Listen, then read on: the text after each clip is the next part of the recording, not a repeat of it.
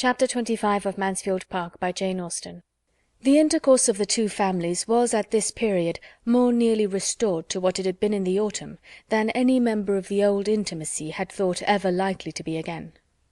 The return of Henry Crawford and the arrival of William Price had much to do with it, but much was still owing to Sir Thomas's more than toleration of the neighbourly attempts at the parsonage. His mind, now disengaged from the cares which had pressed on him at first, was at leisure to find the Grants and their young inmates really worth visiting; and though infinitely above scheming or contriving for any the most advantageous matrimonial establishment that could be among the apparent possibilities of any one most dear to him, and disdaining even as a littleness the being quick-sighted on such points, he could not avoid perceiving in a grand and careless way that Mr. Crawford was somewhat distinguishing his niece, nor perhaps refrain, though unconsciously, from giving a more willing assent to invitations on that account. His readiness, however, in agreeing to dine at the parsonage, when the general invitation was at last hazarded, after many debates and many doubts as to whether it were worth while, because Sir Thomas seemed so ill-inclined, and Lady Bertram was so indolent, proceeded from good breeding and good will alone, and had nothing to do with Mr. Crawford but as being one in an agreeable group; for it was in the course of that very visit that he first began to think that any one in the habit of such idle observations would have thought that Mr. Crawford was the admirer of Fanny Price. The meeting was generally felt to be a pleasant one, being composed in a good proportion of those who would talk and those who would listen; and the dinner itself was elegant and plentiful, according to the usual style of the Grants, and too much according to the usual habits of all to raise any emotion except in Mrs. Norris, who could never behold either the wide table or the number of dishes on it with patience, and who did always contrive to experience some evil from the passing of the servants behind her chair, and to bring away some fresh conviction of its being impossible among so many dishes but that some must be cold. In the evening it was found, according to the predetermination of Mrs. Grant and her sister, that after making up the whist table there would remain sufficient for a round game, and everybody being as perfectly complying and without a choice as on such occasions they always are, speculation was decided on almost as soon as whist, and Lady Bertram soon found herself in the critical situation of being applied to for her own choice between the games, and being required either to draw a card for whist or not. She hesitated. Luckily Sir Thomas was at hand. "What shall I do, Sir Thomas? Whist and speculation, which will amuse me most?" Sir Thomas, after a moment's thought, recommended speculation. He was a whist player himself, and perhaps might feel that it would not much amuse him to have her for a partner. "Very well," was her ladyship's contented answer. "Then speculation, if you please, Mrs. Grant. I know nothing about it, but Fanny must teach me." Here Fanny interposed, however, with anxious protestations of her own equal ignorance. She had never played the game, nor seen it played in her life; and Lady Bertram felt a moment's indecision again; but upon everybody's assuring her that nothing could be so easy, that it was the easiest game on the cards, and Henry Crawford stepping forward with a most earnest request to be allowed to sit between her ladyship and Miss Price, and teach them both, it was so settled; and Sir Thomas, Mrs. Norris, and Dr. and Mrs. Grant being seated at the table of prime intellectual state and dignity, the remaining six, under Miss Crawford's direction, were arranged round the other. It was a fine arrangement for Henry Crawford, who was close to Fanny and with his hands full of business, having two persons' cards to manage as well as his own, for though it was impossible for Fanny not to feel herself mistress of the rules of the game in 3 minutes, he had yet to inspirit her play, sharpen her avarice, and harden her heart, which, especially in any competition with William, was a work of some difficulty; and as for Lady Bertram, he must continue in charge of all her fame and fortune through the whole evening, and if quick enough to keep her from looking at her cards when the deal began, must direct her in whatever was to be done with them to the end of it. He was in high spirits, doing everything with happy ease, and preeminent in all the lively turns, quick resources, and playful impudence that could do honour to the game; and the round table was altogether a very comfortable contrast to the steady sobriety and orderly silence of the other. Twice had Sir Thomas inquired into the enjoyment and success of his lady, but in vain. No pause was long enough for the time his measured manner needed, and very little of her state could be known till Mrs. Grant was able, at the end of the first rubber, to go to her and pay her compliments. "I hope your ladyship is pleased with the game?" "Oh dear, yes, very entertaining indeed. A very odd game. I do not know what it is all about. I am never to see my cards, and Mr. Crawford does all the rest." "Bertram," said Crawford some time afterwards, taking the opportunity of a little languor in the game, "I have never told you what happened to me yesterday in my ride home." They had been hunting together, and were in the midst of a good run, and at some distance from Mansfield, when his horse being found to have flung a shoe, Henry Crawford had been obliged to give up, and make the best of his way back. "I told you I lost my way after passing that old farmhouse, with the yew trees, because I can never bear to ask, but I have not told you that with my usual luck, for I never do wrong without gaining by it, I found myself in due time in the very place which I had a curiosity to see. I was suddenly, upon turning the corner of a steepish downy field, in the midst of a retired little village between gently rising hills, a small stream before me to be forded, a church standing on a sort of knoll to my right, which church was strikingly large and handsome for the place, and not a gentleman or half a gentleman's house to be seen excepting one, to be presumed the parsonage, within a stone's throw of the said knoll and church. I found myself, in short, in Thornton Lacey." "It sounds like it," said Edmund. "But which way did you turn after passing Sewell's farm?" "I answer no such irrelevant and insidious questions, though were I to answer all that you could put in the course of an hour, you would never be able to prove that it was not Thornton Lacey, for such it certainly was." "You inquired, then?" "No, I never inquire, but I told a man mending a hedge that it was Thornton Lacey, and he agreed to it." "You have a good memory. I had forgotten having ever told you half so much of the place." Thornton Lacey was the name of his impending living, as Miss Crawford well knew, and her interest in a negotiation for William Price's knave increased. "Well," continued Edmund, "and how did you like what you saw?" "Very much indeed. You're a lucky fellow. There will be work for 5 summers at least before the place is livable." "No, no, not so bad as that. The farmyard must be moved, I grant you, but I am not aware of anything else. The house is by no means bad, and when the yard is removed, there may be a very tolerable approach to it." "The farmyard must be cleared away entirely, and planted up to shut out the blacksmith shop. The house must be turned to front the east instead of the north. The entrance and principal rooms, I mean, must be on that side, where the view is really very pretty. I am sure it may be done. And there must be your approach, through what is at present the garden. You must make you a new garden at what is now the back of the house, which will be giving it the best aspect in the world, sloping to the southeast. The ground seems precisely formed for it. I rode 50 yards up the lane between the church and the house in order to look about me, and saw how it might all be. Nothing can be easier. The meadows beyond what will be the garden, as well as what now is, sweeping round from the lane I stood in to the northeast, that is, to the principal road through the village, must be all laid together, of course. Very pretty meadows they are, finely sprinkled with timber. They belong to the living, I suppose. If not, you must purchase them. Then the stream, something must be done with the stream, but I could not quite determine what. I had 2 or 3 ideas." "And I have 2 or 3 ideas also," said Edmund, "and one of them is that very little of your plan for Thornton Lacey will ever be put into practice. I must be satisfied with rather less ornament and beauty.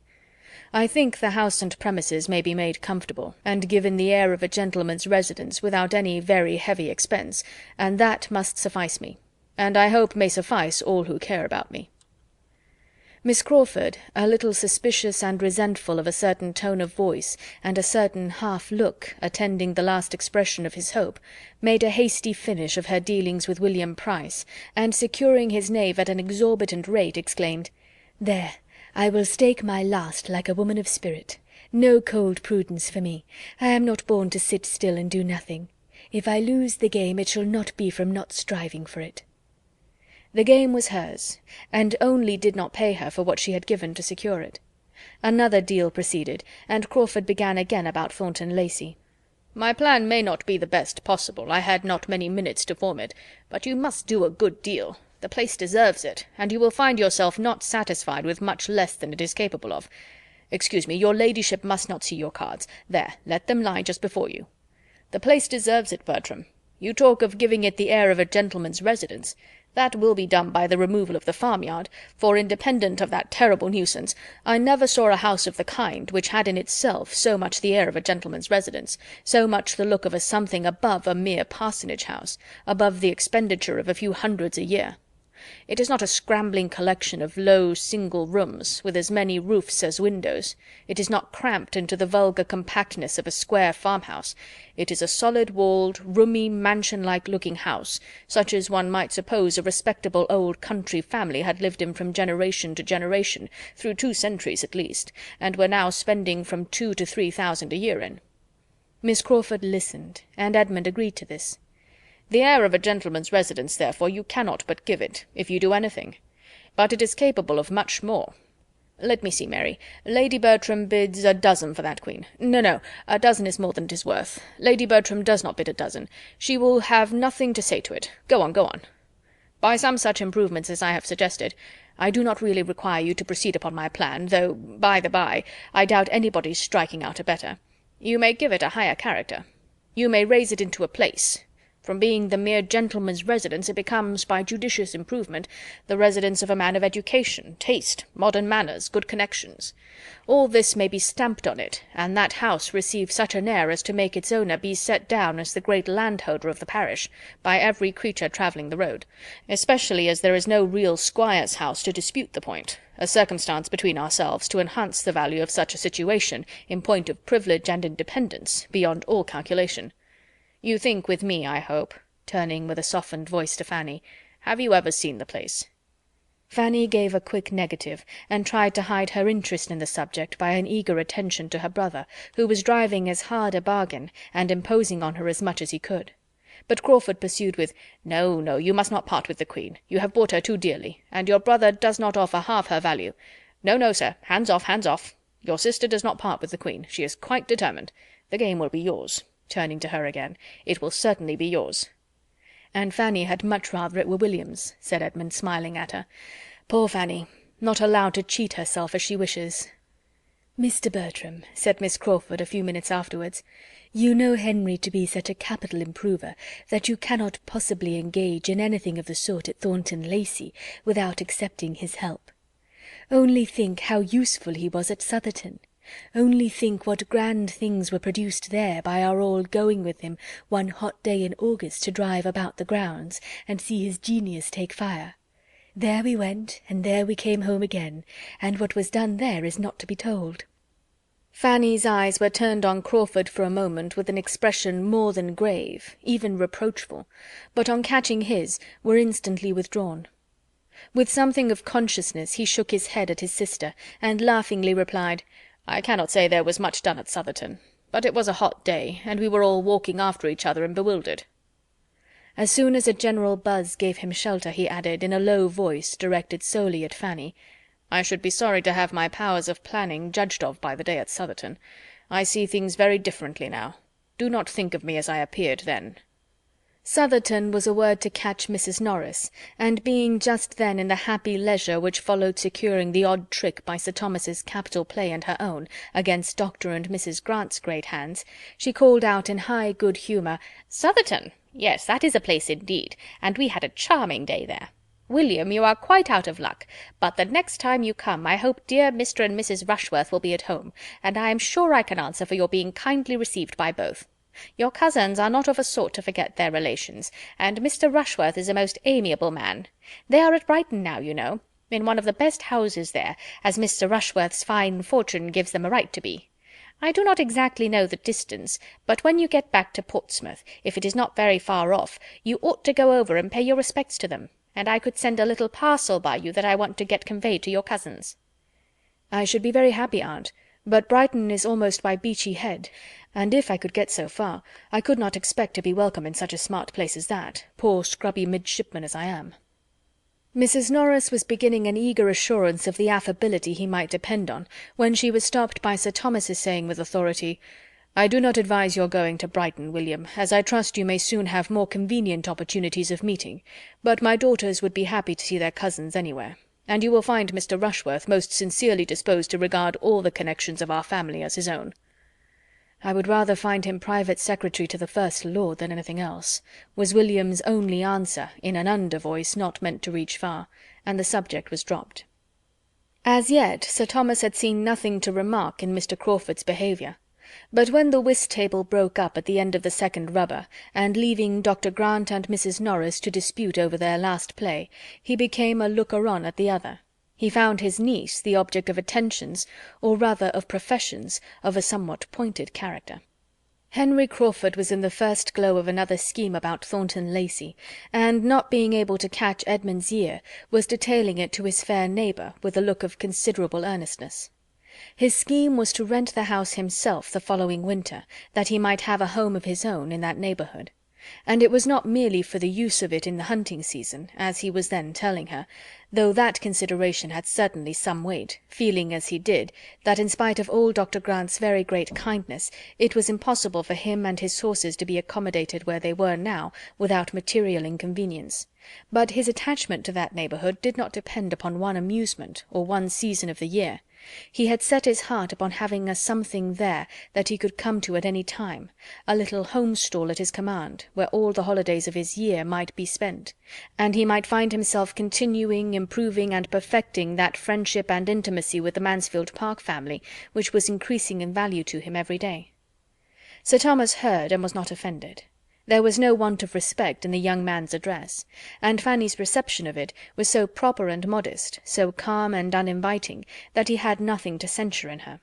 She said little, assented only here and there, and betrayed no inclination either of appropriating any part of the compliment to herself or of strengthening his views in favour of Northamptonshire. Finding by whom he was observed, Henry Crawford addressed himself on the same subject to Sir Thomas, in a more everyday tone, but still with feeling. "I want to be your neighbour, Sir Thomas, as you have perhaps heard me telling Miss Price. May I hope for your acquiescence, and for your not influencing your son against such a tenant?" Sir Thomas, politely bowing, replied, "It is the only way, sir, in which I could not wish you established as a permanent neighbour. But I hope and believe that Edmund will occupy his own house at Thornton Lacey. Edmund, am I saying too much?" Edmund on this appeal had first to hear what was going on, but on understanding the question was at no loss for an answer. "Certainly, sir. I have no idea but of residence. But, Crawford, though I refuse you as a tenant, come to me as a friend. Consider the house as half your own every winter, and we will add to the stables on your own improved plan, and with all the improvements of your improved plan that may occur to you this spring."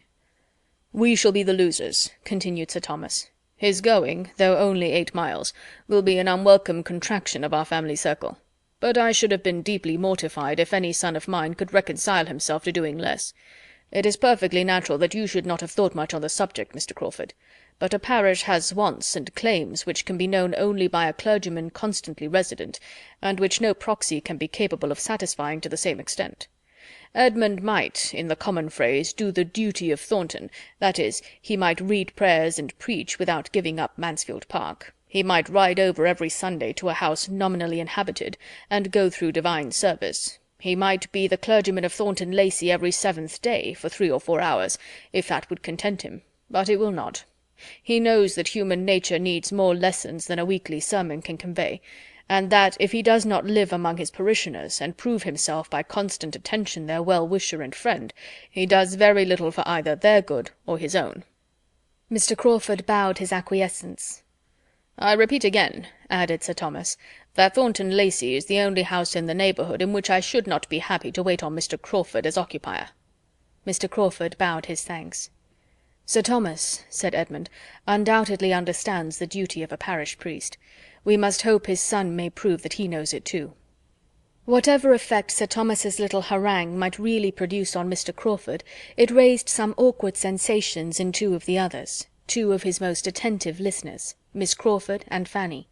One of whom, having never before understood that Thornton was so soon and so completely to be his home, was pondering with downcast eyes on what it would be not to see Edmund every day.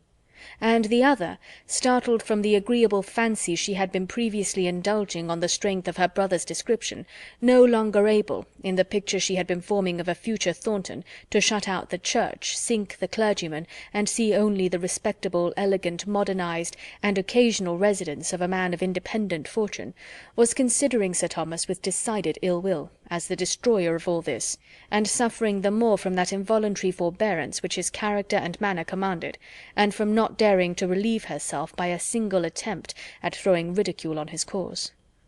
All the agreeable of her speculation was over for that hour. It was time to have done with cards, if sermons prevailed, and she was glad to find it necessary to come to a conclusion, and be able to refresh her spirits by a change of place and neighbour. The chief of the party were now collected irregularly round the fire, and waiting the final break-up.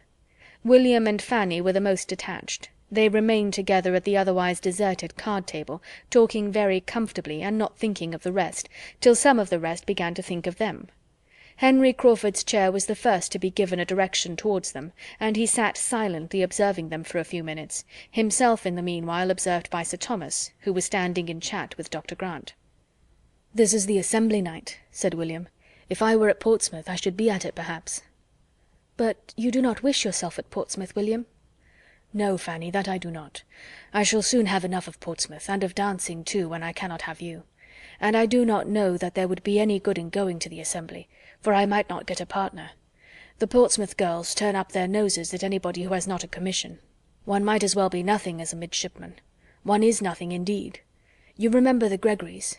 They are grown up amazing fine girls, but they will hardly speak to me, because Lucy is courted by a lieutenant."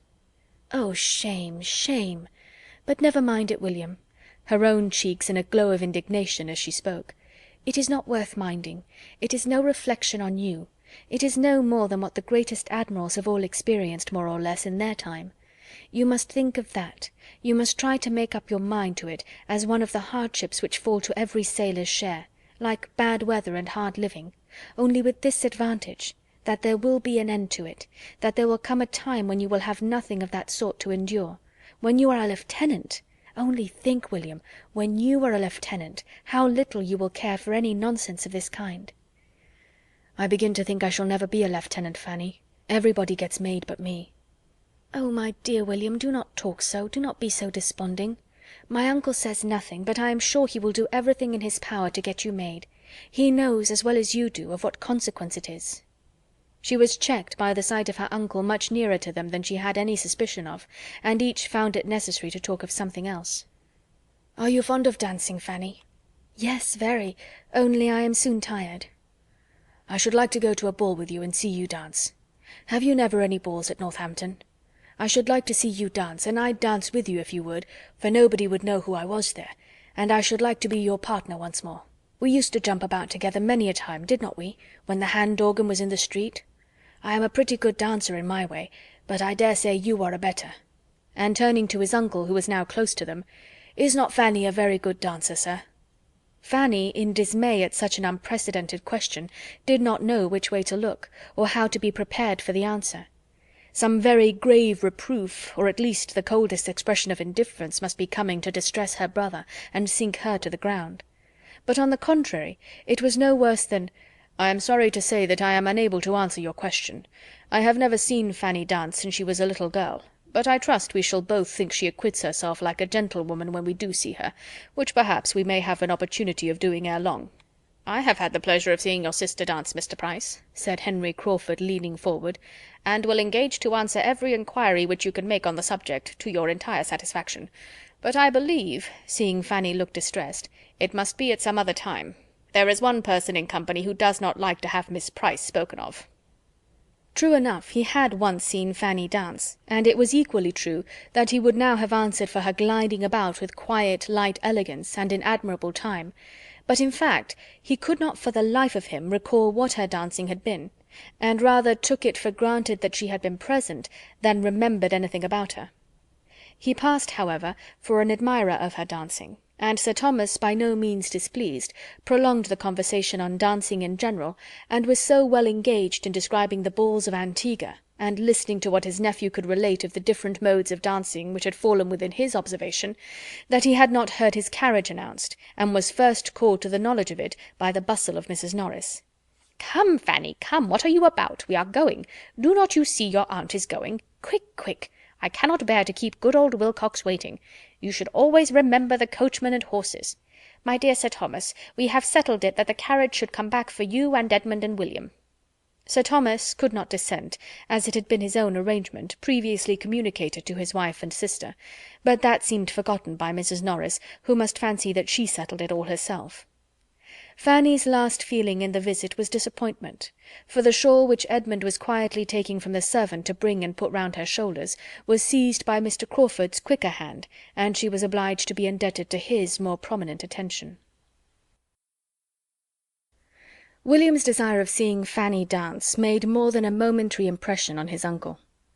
The hope of an opportunity, which Sir Thomas had then given, was not given to be thought of no more. He remained steadily inclined to gratify so amiable a feeling, to gratify anybody else who might wish to see Fanny dance, and to give pleasure to the young people in general. And having thought the matter over, and taken his resolution in quiet independence, the result of it appeared the next morning at breakfast, when, after recalling and commending what his nephew had said, added, "I do not like, William, that you should leave Northamptonshire without this indulgence. It would give me pleasure to see you both dance. You spoke of the balls at Northampton. Your cousins have occasionally attended them, but they would not altogether suit us now. The fatigue would be too much for your aunt. I believe we must not think of a Northampton ball. A dance at home would be more eligible, and if—" "Ah, my dear Sir Thomas," interrupted Mrs. Norris, "I knew what was coming. I knew what you were going to say. If dear Julia were at home, or dearest Mrs. Rushworth at Southerton, to afford a reason, an occasion for such a thing, you would be tempted to give the young people a dance at Mansfield. I know you would. If they were at home to grace the ball, a ball you would have this very Christmas. Thank your uncle, William, thank your uncle." "My daughters," replied Sir Thomas, gravely interposing, "have their pleasures at Brighton, and I hope are very happy. But the dance which I think of giving at Mansfield will be for their cousins. Could we be all assembled, our satisfaction would undoubtedly be more complete, but the absence of some is not to debar the others of amusement." Mrs. Norris had not another word to say. She saw decision in his looks, and her surprise and vexation required some minutes' silence to be settled into composure. A ball at such a time! His daughters absent, and herself not consulted! There was comfort, however, soon at hand. She must be the doer of everything. Lady Bertram would of course be spared all thought and exertion, and it would all fall upon her. She should have to do the honours of the evening, and this reflection quickly restored so much of her good humour as enabled her to join in with the others before their happiness and thanks were all expressed. Edmund, William, and Fanny did in their different ways look and speak as much grateful pleasure in the promised ball as Sir Thomas could desire. Edmund's feelings were for the other two. His father had never conferred a favour or shown a kindness more to his satisfaction. Lady Bertram was perfectly quiescent and contented, and had no objections to make. Sir Thomas engaged for its giving her very little trouble, and she assured him that she was not at all afraid of the trouble. Indeed, she could not imagine there would be any. Mrs. Norris was ready with her suggestions as to the rooms he would think fittest to be used, but found it all prearranged, and when she would have conjectured and hinted about the day, it appeared that the day was settled too. Sir Thomas had been amusing himself with shaping a very complete outline of the business, and as soon as she would listen quietly, could read his list of the families to be invited, from whom he calculated, with all necessary allowance for the shortness of the notice, to collect young people enough to form 12 or 14 couple, and could detail the considerations which had induced him to fix on the 22nd as the most eligible day. William was required to be at Portsmouth on the 24th. The 22nd would therefore be the last day of his visit, but where the days were so few, it would be unwise to fix on any earlier. Mrs. Norris was obliged to be satisfied with thinking just the same, and with having been on the point of proposing the 22nd herself, as by far the best day for the purpose. The ball was now a settled thing, and before the evening a proclaimed thing to all whom it concerned. Invitations were sent with dispatch, and many a young lady went to bed that night with her head full of happy cares, as well as Fanny. To her the cares were sometimes almost beyond the happiness, for young and inexperienced, with small means of choice and no confidence in her own taste, the how she should be dressed was a point of painful solicitude, and the almost solitary ornament in her possession, a very pretty amber cross which William had brought her from Sicily, was the greatest distress of all, for she had nothing but a bit of ribbon to fasten it to, and though she had worn it in that manner once, would it be allowable at such a time, in the midst of all the rich ornaments which she supposed all the other young ladies would appear in? And yet not to wear it! William had wanted to buy her a gold chain too, but the purchase had been beyond his means, and therefore not to wear the cross might be mortifying him. These were anxious considerations, enough to sober her spirits even under the prospect of a ball given principally for her gratification. The preparations meanwhile went on, and Lady Bertram continued to sit on her sofa without any inconvenience from them. She had some extra visits from the housekeeper, and her maid was rather hurried in making up a new dress for her. Sir Thomas gave orders, and Mrs. Norris ran about, but all this gave her no trouble, and as she had foreseen, there was in fact no trouble in the business. Edmund was at this time particularly full of cares, his mind being deeply occupied in the consideration of two important events now at hand, which were to fix his fate in life: ordination and matrimony, events of such a serious character as to make the ball, which would be very quickly followed by one of them, appear of less moment in his eyes than in those of any other person in the house. On the 23rd he was going to a friend near Peterborough in the same situation as himself, and they were to receive ordination in the course of the Christmas week. Half his destiny would then be determined, but the other half might not be so very smoothly wooed. His duties would be established, but the wife who was to share and animate and reward those duties might yet be unattainable. He knew his own mind, but he was not always perfectly assured of knowing Miss Crawford's. There were points on which they did not quite agree. There were moments in which she did not seem propitious, and though trusting altogether to her affection, so far as to be resolved, almost resolved, on bringing it to a decision within a very short time, as soon as the variety of business before him were arranged, and he knew what he had to offer, he had many anxious feelings, many doubting hours as to the result. His conviction of her regard for him was sometimes very strong. He could look back on a long course of encouragement, and she was as perfect in disinterested attachment as in everything else. But at other times doubt and alarm intermingled with his hopes, and when he thought of her acknowledged disinclination for privacy and retirement, her decided preference of a London life, what could he expect but a determined rejection, unless it were an acceptance even more to be deprecated, demanding such sacrifices of situation and employment on his side as conscience must forbid? The issue of all depended on one question: did she love him well enough to forego what had used to be essential points? Did she love him well enough to make them no longer essential? And this question, which he was continually repeating to himself, though oftenest answered with a yes, had sometimes its no. Miss Crawford was soon to leave Mansfield, and on this circumstance the no and the yes had been very recently in alternation.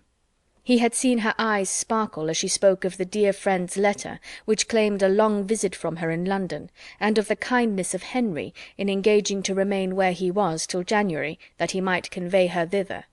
He had heard her speak of the pleasure of such a journey with an animation which had no in every tone. But this had occurred on the first day of its being settled, within the first hour of the burst of such enjoyment, when nothing but the friend she was to visit was before her. He had since heard her express herself differently, with other feelings, more checkered feelings. He had heard her tell Mrs. Grant that she should leave her with regret, that she began to believe neither the friends nor the pleasures she was going to were worth those she left behind, and that though she felt she must go, and knew she should enjoy herself when once away, she was already looking forward to being at Mansfield again. Was there not a yes in all this? With such matters to ponder over and arrange and rearrange, Edmund could not on his own account think very much of the evening, which the rest of the family were looking forward to with a more equal degree of strong interest. Independent of his two cousins' enjoyment in it, the evening was to him of no higher value than any other appointed meeting of the two families might be. In every meeting there was a hope of receiving farther confirmation of Miss Crawford's attachment, but the whirl of a ball-room perhaps was not particularly favourable to the excitement or expression of serious feelings. To engage her early for the first two dances was all the command of individual happiness which he felt in his power, and the only preparation for the ball which he could enter into, in spite of all that was passing around him on the subject from morning till night. Thursday was the day of the ball, and on Wednesday morning Fanny, still unable to satisfy herself as to what she ought to wear, determined to seek the counsel of the more enlightened, and apply to Mrs. Grant and her sister, whose acknowledged taste would certainly bear her blameless.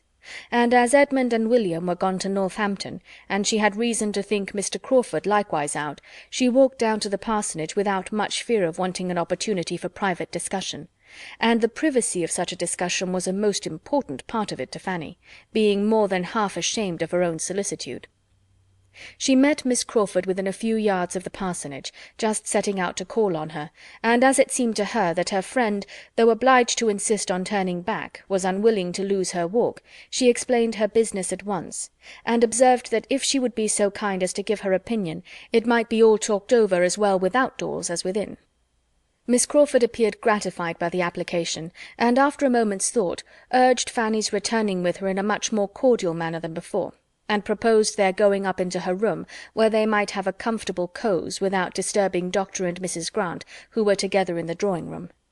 It was just the plan to suit Fanny, and with a great deal of gratitude on her side for such ready and kind attention, they proceeded indoors and upstairs, and were soon deep in the interesting subject. Miss Crawford, pleased with the appeal, gave all her best judgment and taste, made everything easy by her suggestions, and tried to make everything agreeable by her encouragement. The dress being settled in all its grander parts, "But what shall you have by way of necklace?" said Miss Crawford. "Shall not you wear your brother's cross?" And as she spoke she was undoing a small parcel which Fanny had observed in her hand when they met. Fanny acknowledged her wishes and doubts on this point. She did not know how either to wear the cross or to refrain from wearing it. She was answered by having a small trinket box placed before her, and being requested to choose from among several gold chains and necklaces.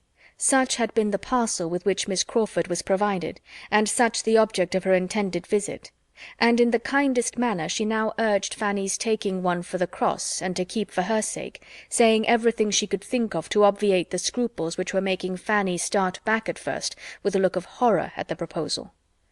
"You see what a collection I have," said she, "more by half than I ever use or think of. I do not offer them as new. I offer nothing but an old necklace. You must forgive the liberty and oblige me." Fanny still resisted, and from her heart. The gift was too valuable, but Miss Crawford persevered and argued the case with so much affectionate earnestness through all the heads of William and the cross and the ball and herself, as to be finally successful. Fanny found herself obliged to yield, that she might not be accused of pride or indifference, or some other littleness, and having with modest reluctance given her consent, proceeded to make the selection. She looked and looked, longing to know which might be least valuable, and was determined in her choice at last by fancying there was one necklace more frequently placed before her eyes than the rest. It was of gold, prettily worked, and though Fanny would have preferred a longer and a plainer chain, as more adapted for the purpose, she hoped, in fixing on this, to be choosing what Miss Crawford least wished to keep. Miss Crawford smiled her perfect approbation, and hastened to complete the gift by putting the necklace round her, and making her see how well it looked. Fanny had not a word to say against its becomingness, and, accepting what remained of her scruples, was exceedingly pleased with an acquisition so very apropos. She would rather, perhaps, have been obliged to some other person, but this was an unworthy feeling. Miss Crawford had anticipated her wants with a kindness which proved her a real friend. "When I wear this necklace I shall always think of you," said she, "and feel how very kind you are." "You must think of somebody else, too, when you wear that necklace," replied Miss Crawford. "You must think of Henry, for it was his choice in the first place. He gave it to me, and with the necklace I make over to you all the duty of remembering the original giver. It is to be a family remembrancer. The sister is not to be in your mind without bringing the brother too." Fanny, in great astonishment and confusion, would have returned the present instantly. To take what had been the gift of another person, of a brother too, impossible, it must not be, and with an eagerness and embarrassment quite diverting to her companion, she laid down the necklace again on its cotton, and seemed resolved either to take another or none at all. Miss Crawford thought she had never seen a prettier consciousness. "My dear child," said she, laughing, "what are you afraid of? Do you think Henry will claim the necklace as mine, and fancy you did not come honestly by it? Or are you imagining he would be too much flattered by seeing round your lovely throat an ornament which his money purchased 3 years ago, before he knew there was such a throat in the world? Or perhaps," looking archly, "you suspect a confederacy between us, and that what I am now doing is with his knowledge and at his desire?" With the deepest blushes Fanny protested against such a thought. "Well, then," replied Miss Crawford more seriously, but without at all believing her, "to convince me that you suspect no trick, and are as unsuspicious of compliment as I have always found you, take the necklace, and say no more about it. Its being a gift of my brother's need not make the smallest difference in your accepting it, as I assure you it makes none in my willingness to part with it. He is always giving me something or other. I have such innumerable presents from him that it is quite impossible for me to value or for him to remember half. And as for this necklace, I do not suppose I have worn it 6 times. It is very pretty, but I never think of it, and though you would be most heartily welcome to any other in my trinket box, you have happened to fix on the very one which, if I have a choice, I would rather part with and see in your possession than any other. Say no more against it, I entreat you. Such a trifle is not worth half so many words." Fanny dared not make any further opposition, and with renewed but less happy thanks accepted the necklace again, for there was an expression in Miss Crawford's eyes which she could not be satisfied with. It was impossible for her to be insensible of Mr. Crawford's change of manners. She had long seen it. He evidently tried to please her. He was gallant, he was attentive, he was something like what he had been to her cousins. He wanted, she supposed, to cheat her of her tranquillity, as he had cheated them. And whether he might not have some concern in this necklace, she could not be convinced that he had not, for Miss Crawford, complaisant as a sister, was careless as a woman and a friend. Reflecting and doubting, and feeling that the possession of what she had so much wished for did not bring much satisfaction, she now walked home again, with a change rather than a diminution of cares since her treading that path before. On reaching home, Fanny went immediately upstairs to deposit this unexpected acquisition, this doubtful good of a necklace, in some favourite box in the east room, which held all her smaller treasures. But on opening the door, what was her surprise to find her cousin Edmund there, writing at the table. Such a sight, having never occurred before, was almost as wonderful as it was welcome. "Fanny," said he directly, leaving his seat and his pen, and meeting her with something in his hand, "I beg your pardon for being here. I came to look for you, and after waiting a little while in hope of your coming in, was making use of your inkstand to explain my errand. You will find the beginning of a note to yourself, but I can now speak my business, which is merely to beg your acceptance of this little trifle, a chain for William's cross. You ought to have had it a week ago, but there has been a delay from my brother's not being in town by several days so soon as I expected, and I have only just now received it at Northampton. I hope you will like the chain itself, Fanny. I endeavoured to consult the simplicity of your taste, but at any rate I know you will be kind to my intentions, and consider it as it really is, a token of the love of one of your oldest friends." And so saying, he was hurrying away before Fanny, overpowered by 1,000 feelings of pain and pleasure, could attempt to speak. But quickened by one sovereign wish, she then called out, "Oh, cousin, stop a moment, pray stop." He turned back. "I cannot attempt to thank you," she continued in a very agitated manner. "Thanks are out of the question. I feel much more than I can possibly express. Your goodness in thinking of me in such a way is beyond—" "If this is all you have to say, Fanny," smiling and turning away again. "No, no, it is not. I want to consult you." Almost unconsciously she had now undone the parcel he had just put into her hand, and seeing before her, in all the niceness of jeweller's packing, a plain gold chain, perfectly simple and neat, she could not help bursting forth again. "Oh, this is beautiful indeed. This is the very thing, precisely what I wished for. This is the only ornament I have ever had a desire to possess. It will exactly suit my cross. They must and shall be worn together. It comes, too, in such an acceptable moment. Oh, cousin, you do not know how acceptable it is." "My dear Fanny, you feel these things a great deal too much. I am most happy that you like the chain, and that it should be here in time for tomorrow, but your thanks are far beyond the occasion. Believe me, I have no pleasure in the world superior to that of contributing to yours. No, I can safely say I have no pleasure so complete, so unalloyed. It is without a drawback." Upon such expressions of affection Fanny could have lived an hour without saying another word. But Edmund, after waiting a moment, obliged her to bring down her mind from its heavenly flight by saying, "But what is it that you want to consult me about?"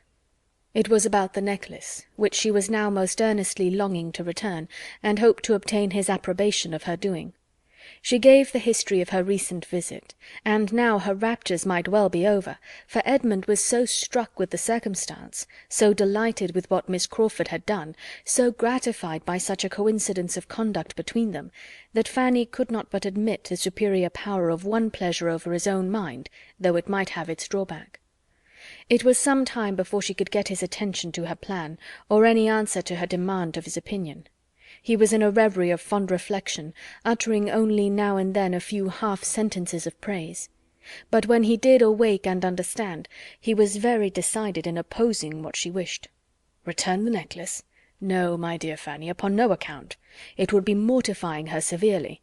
There can hardly be a more unpleasant sensation than having the thing returned on our hands, which we have given with a reasonable hope of its contributing to the comfort of a friend. Why should she lose a pleasure which she has shown herself so deserving of? "If it had been given to me in the first instance," said Fanny, "I should not have thought of returning it. But being her brother's present, is not it fair to suppose that she would rather not part with it when it is not wanted?" "She must not suppose it not wanted, not acceptable at least; and its having been originally her brother's gift makes no difference, for as she was not prevented from offering, nor you from taking it on that account, it ought not to affect your keeping it. No doubt it is handsomer than mine, and fitter for a ballroom." "No, it is not handsomer, not at all handsomer in its way, and for my purpose not half so fit. The chain will agree with William's cross beyond all comparison better than the necklace." "For one night, Fanny, for only one night, if it be a sacrifice, I am sure you will, upon consideration, make that sacrifice rather than give pain to one who has been so studious of your comfort.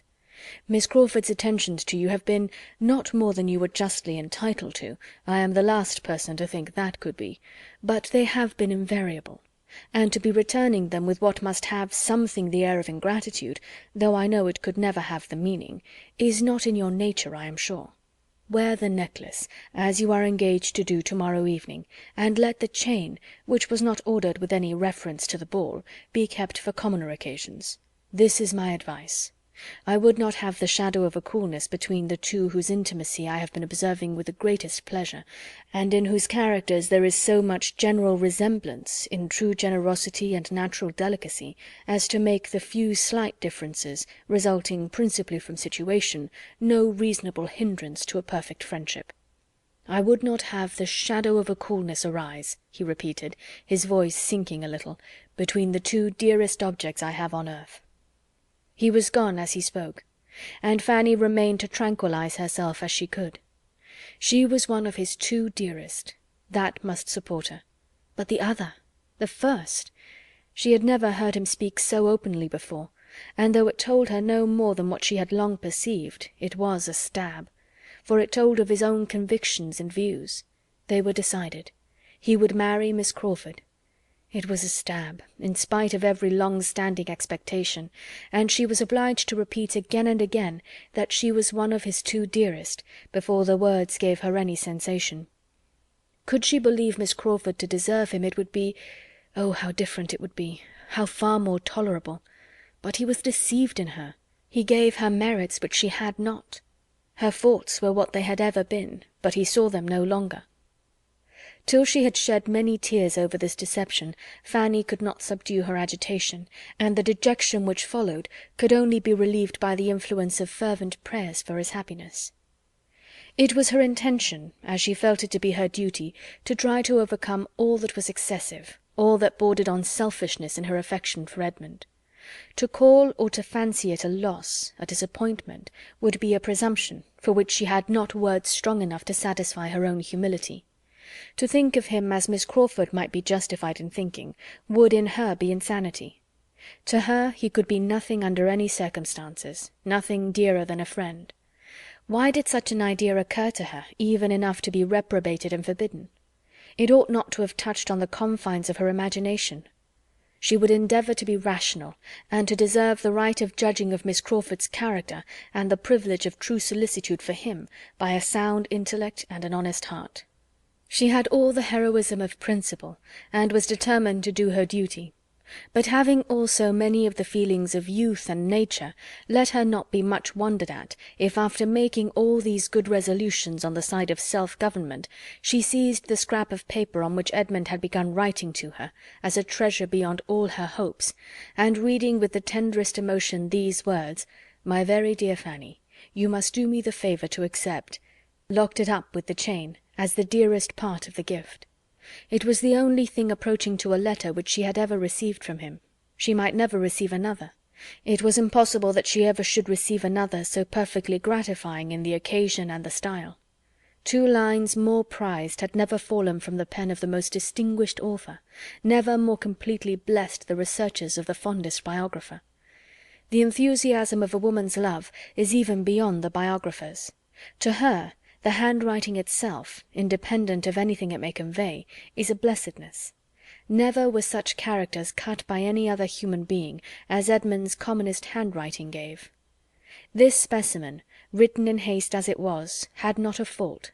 There was a felicity in the flow of the first 4 words, in the arrangement of "my very dear Fanny," which she could have looked at for ever.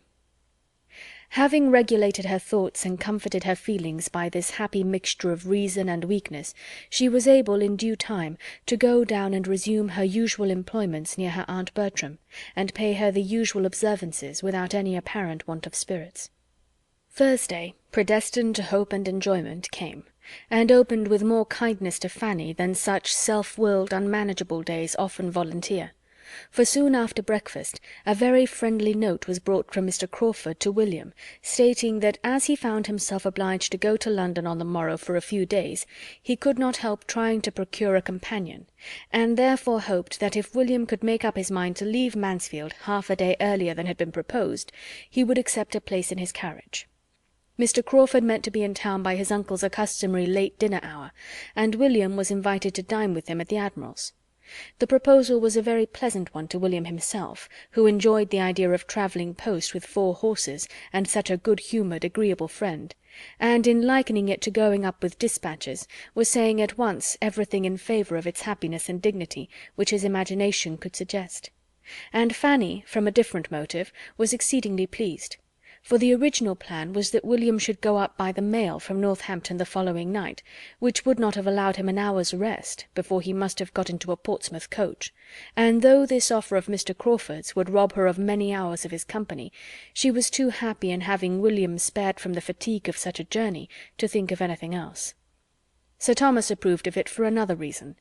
His nephew's introduction to Admiral Crawford might be of service. The Admiral, he believed, had interest. Upon the whole, it was a very joyous note. Fanny's spirits lived on it half the morning, deriving some accession of pleasure from its writer being himself to go away. As for the ball so near at hand, she had too many agitations and fears to have half the enjoyment and anticipation which she ought to have had, or must have been supposed to have, by the many young ladies looking forward to the same event in situations more at ease, but under circumstances of less novelty, less interest, less particular gratification than would be attributed to her. Miss Price, known only by name to half the people invited, was now to make her first appearance, and must be regarded as the queen of the evening. Who could be happier than Miss Price? But Miss Price had not been brought up to the trade of coming out, and had she known in what light this ball was in general considered respecting her, it would very much have lessened her comfort by increasing the fear she already had of doing wrong and being looked at. To dance without much observation or any extraordinary fatigue, to have strength and partners for about half the evening, to dance a little with Edmund, and not a great deal with Mr. Crawford, to see William enjoy himself, and be able to keep away from her Aunt Norris, was the height of her ambition, and seemed to comprehend her greatest possibility of happiness.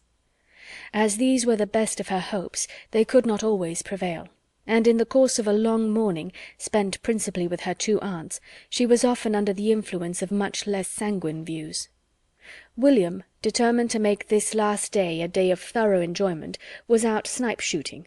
Edmund, she had too much reason to suppose, was at the parsonage, and left alone to bear the worrying of Mrs. Norris, who was cross because the housekeeper would have her own way with the supper, and whom she could not avoid, though the housekeeper might.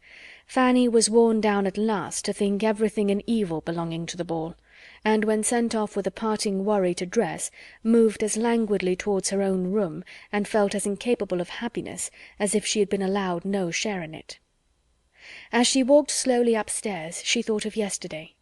It had been about the same hour that she had returned from the parsonage, and found Edmund in the east room. "Suppose I were to find him there again to-day," she said to herself in a fond indulgence of fancy. "Fanny," said a voice at that moment near her. Starting and looking up, she saw across the lobby she had just reached Edmund himself, standing at the head of a different staircase. He came towards her. "You look tired and fagged, Fanny. You have been walking too far." "No, I have not been out at all." "Then you have had fatigues within doors, which are worse. You had better have gone out." Fanny, not liking to complain, found it easiest to make no answer, and though he looked at her with his usual kindness, she believed he had soon ceased to think of her countenance. He did not appear in spirits. Something unconnected with her was probably amiss. They proceeded upstairs together, their rooms being on the same floor above. "I come from Dr. Grant's," said Edmund presently. "You may guess my errand there, Fanny." And he looked so conscious that Fanny could think of but one errand, which turned her too sick for speech. "I wish to engage Miss Crawford for the first 2 dances," was the explanation that followed, and brought Fanny to life again, enabling her, as she found she was expected to speak, to utter something like an inquiry as to the result. "Yes," he answered, "she is engaged to me.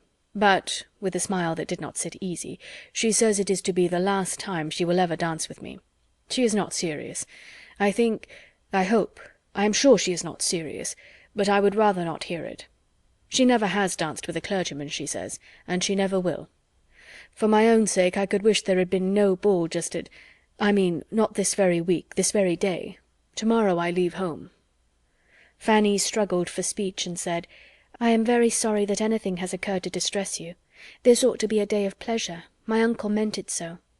"Oh, yes, yes, and it will be a day of pleasure. It will end all right. I am only vexed for a moment.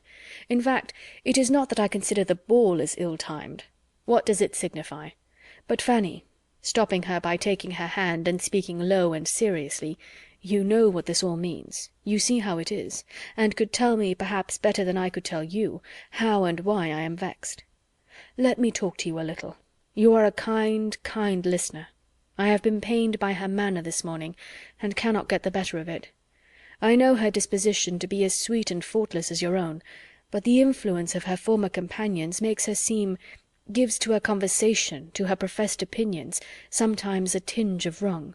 She does not think evil, but she speaks it in playfulness, and though I know it to be playfulness, it grieves me to the soul." "The effect of education," said Fanny gently. Edmund could not but agree to it. "Yes, that uncle and aunt. They have injured the finest mind. For sometimes, Fanny, I own to you, it does appear more than manner. It appears as if the mind itself was tainted." Fanny imagined this to be an appeal to her judgment, and therefore, after a moment's consideration, said, "If you only want me as a listener, cousin, I will be as useful as I can, but I am not qualified for an adviser. Do not ask advice of me, I am not competent." "You are right, Fanny, to protest against such an office, but you need not be afraid. It is a subject on which I should never ask advice. It is the sort of subject on which it had better never be asked, and few, I imagine, do ask it but when they want to be influenced against their conscience. I only want to talk to you."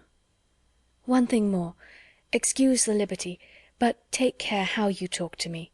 Do not tell me anything which hereafter you may be sorry for. The time may come—" The colour rushed into her cheeks as she spoke.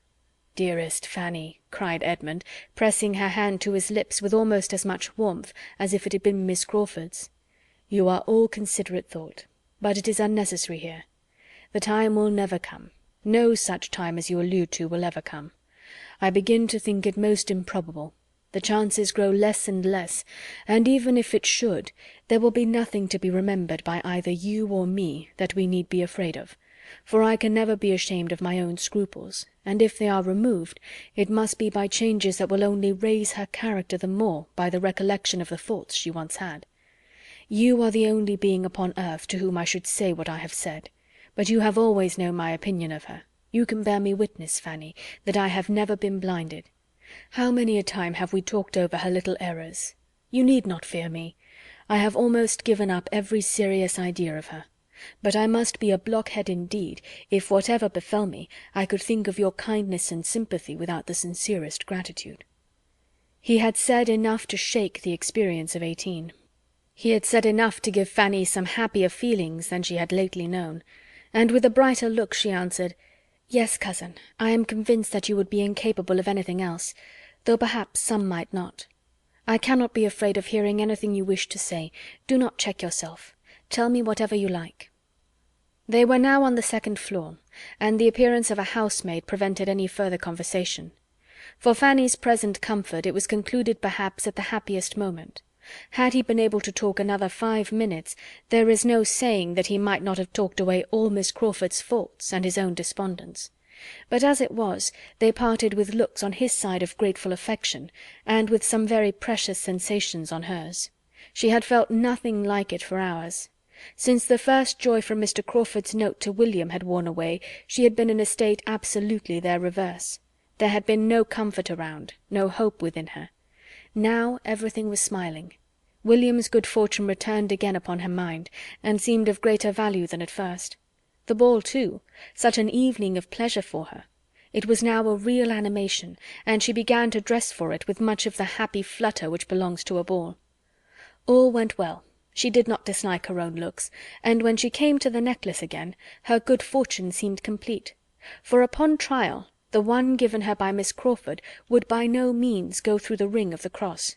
She had, to oblige Edmund, resolved to wear it, but it was too large for the purpose. His, therefore, must be worn, and having, with delightful feelings, joined the chain and the cross, those memorials of the two most beloved of her heart, those dearest tokens so formed for each other by everything real and imaginary, and put them round her neck, and seen and felt how full of William and Edmund they were, she was able without an effort to resolve on wearing Miss Crawford's necklace too. She acknowledged it to be right. Miss Crawford had a claim, and when it was no longer to encroach on, to interfere with the stronger claims, the truer kindness of another, she could do her justice even with pleasure to herself. The necklace really looked very well, and Fanny left her room at last comfortably satisfied with herself and all about her. Her aunt Bertram had recollected her on this occasion with an unusual degree of wakefulness. It had really occurred to her, unprompted, that Fanny, preparing for a ball, might be glad of better help than the upper housemaids, and when dressed herself, she actually sent her own maid to assist her, too late, of course, to be of any use. Mrs. Chapman had just reached the attic floor when Miss Price came out of her room completely dressed, and only civilities were necessary. But Fanny felt her aunt's attention almost as much as Lady Bertram or Mrs. Chapman could do themselves. Her uncle and both her aunts were in the drawing-room when Fanny went down. To the former she was an interesting object, and he saw with pleasure the general elegance of her appearance and her being in remarkably good looks. The neatness and propriety of her dress was all that he would allow himself to commend in her presence, but upon her leaving the room again soon afterwards, he spoke of her beauty with very decided praise. "Yes," said Lady Bertram, "she looks very well. I sent Chapman to her." "Look well? Oh, yes," cried Mrs. Norris. "She has good reason to look well with all her advantages, brought up in this family as she has been, with all the benefits of her cousin's manners before her. Only think, my dear Sir Thomas, what extraordinary advantages you and I have been the means of giving her. The very gown you have been taking notice of is your own generous present to her when dear Mrs. Rushworth married. What would she have been if we had not taken her by the hand?" Sir Thomas said no more, but when they sat down to table the eyes of the two young men assured him that the subject might be gently touched again when the ladies withdrew, with more success. Fanny saw that she was approved, and the consciousness of looking well made her look still better.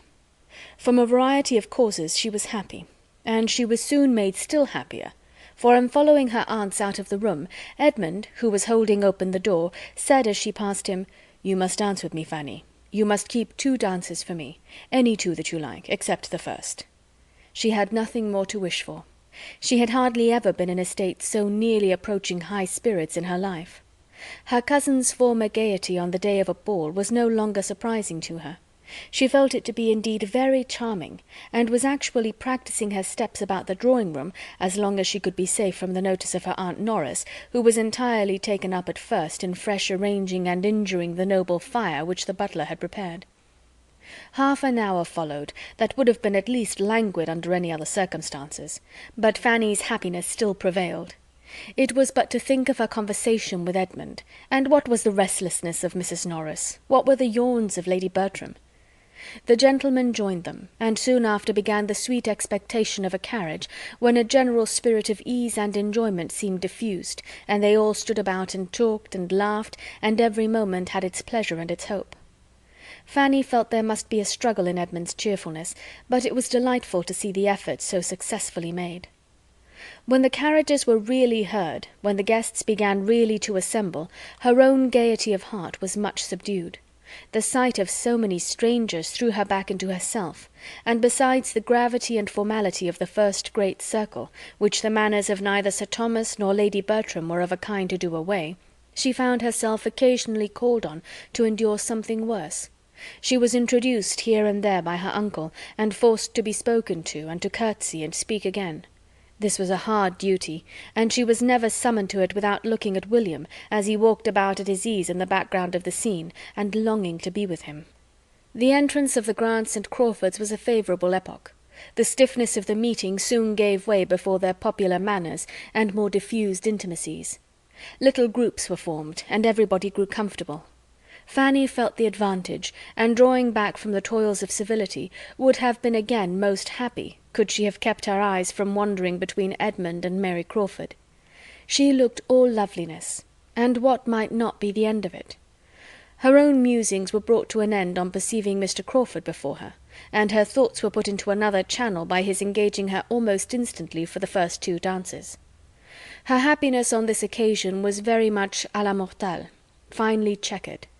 To be secure of a partner at first was a most essential good, for the moment of beginning was now growing seriously near, and she so little understood her own claims as to think that if Mr. Crawford had not asked her, she must have been the last to be sought after, and should have received a partner only through a series of inquiry and bustle and interference which would have been terrible.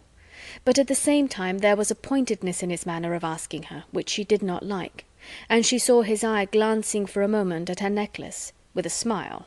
She thought there was a smile, which made her blush and feel wretched. And though there was no second glance to disturb her, though his object seemed then to be only quietly agreeable, she could not get the better of her embarrassment, heightened as it was by the idea of his perceiving it, and had no composure till he turned away to someone else. Then she could gradually rise up to the genuine satisfaction of having a partner, a voluntary partner, secured against the dancing began. When the company were moving into the ballroom, she found herself for the first time near Miss Crawford, whose eyes and smiles were immediately and more unequivocally directed, as her brother's had been, and who was beginning to speak on the subject, when Fanny, anxious to get the story over, hastened to give the explanation of the second necklace, the real chain. Miss Crawford listened, and all her intended compliments and insinuations to Fanny were forgotten. She felt only one thing, and her eyes, bright as they had been before, showing they could yet be brighter, she exclaimed with eager pleasure, Did Edmund? That was like himself. No other man would have thought of it. I honour him beyond expression." And she looked around as if longing to tell him so. He was not near. He was attending a party of ladies out of the room, and Mrs. Grant coming up to the 2 girls and taking an arm of each, they followed with the rest. Fanny's heart sunk, but there was no leisure for thinking long even of Miss Crawford's feelings. They were in the ballroom, the violins were playing, and her mind was in a flutter that forbade its fixing on anything serious. She must watch the general arrangements, and see how everything was done. In a few minutes Sir Thomas came to her, and asked if she were engaged, and the "Yes, sir, to Mr. Crawford" was exactly what he had intended to hear. Mr. Crawford was not far off.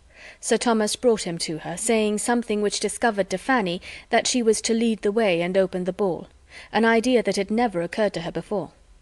Whenever she had thought on the minutiae of the evening, it had been as a matter of course that Edmund would begin with Miss Crawford, and the impression was so strong that, though her uncle spoke the contrary, she could not help an exclamation of surprise, a hint of her unfitness, an entreaty even to be excused. To be urging her opinion against Sir Thomas's was a proof of the extremity of the case, but such was her horror at the first suggestion that she could actually look him in the face and say she hoped it might be settled otherwise. In vain, however. Sir Thomas smiled, tried to encourage her, and then looked too serious and said too decidedly, "It must be so, my dear," for her to hazard another word, and she found herself the next moment conducted by Mr. Crawford to the top of the room, and standing there to be joined by the rest of the dancers, couple after couple, as they were formed. She could hardly believe it, to be placed above so many elegant young women. The distinction was too great. It was treating her like her cousins. And her thoughts flew to those absent cousins with most unfeigned and truly tender regret that they were not at home to take their own place in the room and have their share of a pleasure which would have been so very delightful to them. So often as she had heard them wish for a ball at home as the greatest of all felicities, and to have them away when it was given, and for her to be opening the ball, and with Mr. Crawford too, she hoped they would not envy her that distinction now. But when she looked back to the state of things in the autumn, to what they had all been to each other when once dancing in that house before, the present arrangement was almost more than she could understand herself. The ball began. It was rather honour than happiness to Fanny, for the first dance at least. Her partner was in excellent spirits, and tried to impart them to her, but she was a great deal too much frightened to have any enjoyment, till she could suppose herself no longer looked at. Young, pretty, and gentle, however, she had no awkwardnesses that were not as good as graces, and there were few persons present that were not disposed to praise her. She was attractive, she was modest, she was Sir Thomas's niece, and she was soon said to be admired by Mr. Crawford. It was enough to give her general favour. Sir Thomas himself was watching her progress down the dance with much complacency. He was proud of his niece, and without attributing all her personal beauty, as Mrs. Norris seemed to do, to her transplantation to Mansfield, he was pleased with himself for having supplied everything else. Education and manners she owed to him. Miss Crawford saw much of Sir Thomas's thoughts as he stood, and having, in spite of all his wrongs towards her, a general prevailing desire of recommending herself to him, took an opportunity of stepping aside to say something agreeable of Fanny. Her praise was warm, and he received it as she could wish, joining in it as far as discretion and politeness and slowness of speech would allow, and certainly appearing to greater advantage on the subject than his lady did soon afterwards, when Mary, perceiving her on a sofa very near, turned round before she began to dance, to compliment her on Miss Price's looks. "Yes, she does look very well," was Lady Bertram's placid reply. "Chapman helped her dress. I sent Chapman to her." Not but that she was really pleased to have Fanny admired, but she was so much more struck with her own kindness in sending Chapman to her, that she could not get it out of her head. Miss Crawford knew Mrs. Norris too well to think of gratifying her by commendation of Fanny. To her it was, as the occasion offered, "Ah, ma'am, how much we want dear Mrs. Rushworth and Julia to-night," and Mrs. Norris paid her with as many smiles and courteous words as she had time for, amid so much occupation as she found for herself in making up card-tables, giving hints to Sir Thomas, and trying to move all the chaperons to a better part of the room. Miss Crawford blundered most towards Fanny herself, in her intentions to please. She meant to be giving her little heart a happy flutter, and filling her with sensations of delightful self-consequence, and misinterpreting Fanny's blushes, still thought she must be doing so, when she went to her after the first two dances, and said, with a significant look, "Perhaps you can tell me why my brother goes to town to-morrow. He says he has business there, but will not tell me what. The first time he ever denied me his confidence. But this is what we all come to. All are supplanted sooner or later. Now I must apply to you for information. Pray, what is Henry going for?" Fanny protested her ignorance as steadily as her embarrassment allowed. "Well, then," replied Miss Crawford, laughing, "I must suppose it to be purely for the pleasure of conveying your brother, and talking of you by the way." Fanny was confused, but it was the confusion of discontent, while Miss Crawford wondered she did not smile, and thought her over-anxious, or thought her odd, or thought her anything rather than insensible of pleasure in Henry's attentions. Fanny had a good deal of enjoyment in the course of the evening, but Henry's attentions had very little to do with it. She would much rather not have been asked by him again so very soon, and she wished she had not been obliged to suspect that his previous inquiries of Mrs. Norris about the supper hour were all for the sake of securing her at that part of the evening. But it was not to be avoided. He made her feel that she was the object of all, though she could not say that it was unpleasantly done, that there was indelicacy or ostentation in his manner. And sometimes, when he talked of William, he was really not unagreeable, and showed even a warmth of heart which did him credit. But still, his attentions made no part of her satisfaction. She was happy whenever she looked at William, and saw how perfectly he was enjoying himself in every 5 minutes that she could walk about with him and hear his account of his partners. She was happy in knowing herself admired, and she was happy in having the 2 dances with Edmund still to look forward to, during the greatest part of the evening, her hand being so eagerly sought after that her indefinite engagement with him was in continual perspective. She was happy even when they did take place, but not from any flow of spirits on his side, or any such expressions of tender gallantry as had blessed the morning. His mind was fagged, and her happiness sprung from being the friend with whom it could find repose. "I am worn out with civility," said he. "I have been talking incessantly all night, and with nothing to say. But with you, Fanny, there may be peace. You will not want to be talked to. Let us have the luxury of silence." Fanny would hardly even speak her agreement. A weariness arising probably in great measure from the same feelings which he had acknowledged in the morning was peculiarly to be respected, and they went down their 2 dances together with such sober tranquillity as might satisfy any looker-on that Sir Thomas had been bringing up no wife for his younger son. The evening had afforded Edmund little pleasure. Miss Crawford had been in gay spirits when they first danced together, but it was not her gaiety that could do him good. It rather sank than raised his comfort. And afterwards, for he found himself still impelled to seek her again, she had absolutely pained him by her manner of speaking of the profession to which he was now on the point of belonging.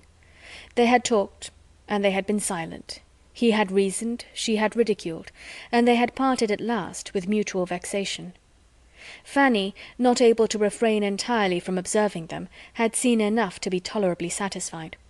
It was barbarous to be happy when Edmund was suffering, yet some happiness must and would arise from the very conviction that he did suffer. When her 2 dances with him were over, her inclination and strength for more were pretty well at an end, and Sir Thomas, having seen her walk rather than dance down the shortening set, breathless and with her hand at her side, gave his orders for her sitting down entirely. From that time Mr. Crawford sat down likewise. "Poor Fanny!" cried William, coming for a moment to visit her and working away his partner's fan as if for life. "How soon she is knocked up! Why, the sport is but just begun. I hope we shall keep it up these 2 hours. How can you be tired so soon?" "So soon, my good friend," said Sir Thomas, producing his watch with all necessary caution. "It is 3 o'clock, and your sister is not used to these sort of hours." "Well then, Fanny, you shall not get up tomorrow before I go. Sleep as long as you can, and never mind me." "Oh, William!" "What, did she think of being up before you set off?" "Oh, yes, sir," cried Fanny, rising eagerly from her seat to be nearer her uncle. "I must get up and breakfast with him. It will be the last time, you know, the last morning." "You had better not. He is to have breakfasted and be gone by 9:30. Mr. Crawford, I think you call for him at 9:30?" Fanny was too urgent, however, and had too many tears in her eyes for denial. It ended in a gracious "Well, well," which was permission. "Yes, 9:30, said Crawford to William, as the latter was leaving them, "and I shall be punctual, for there will be no kind sister to get up for me." And in a lower tone to Fanny, "I shall have only a desolate house to hurry from. Your brother will find my ideas of time and his own very different tomorrow." After a short consideration, Sir Thomas asked Crawford to join the early breakfast party in that house instead of eating alone. He should himself be of it, and the readiness with which his invitation was accepted convinced him that the suspicions whence, he must confess to himself, this very ball had in great measure sprung, were well founded. Mr. Crawford was in love with Fanny. He had a pleasing anticipation of what would be. His niece, meanwhile, did not thank him for what he had just done. She had hoped to have William all to herself the last morning. It would have been an unspeakable indulgence, but though her wishes were overthrown, there was no spirit of murmuring within her. On the contrary, she was so totally unused to have her pleasure consulted, or to have anything take place at all in the way she could desire, that she was more disposed to wonder and rejoice in having carried her point so far, than to repine at the counteraction which followed. Shortly afterwards Sir Thomas was again interfering a little with her inclination by advising her to go immediately to bed. Advise was his word, but it was the advice of absolute power, and she had only to rise, and with Mr. Crawford's very cordial adieus, pass quietly away, stopping at the entrance door, like the lady of Branksome Hall, one moment and no more, to view the happy scene, and take a last look at the 5 or 6 determined couple who were still hard at work, and then, creeping slowly up the principal staircase, pursued by the ceaseless country dance, feverish with hopes and fears, soup and negus, sore-footed and fatigued, restless and agitated, yet feeling, in spite of everything, that a ball was indeed delightful. In thus sending her away, Sir Thomas perhaps might not be thinking merely of her health. It might occur to him that Mr. Crawford had been sitting by her long enough, or he might mean to recommend her as a wife by showing her persuadableness.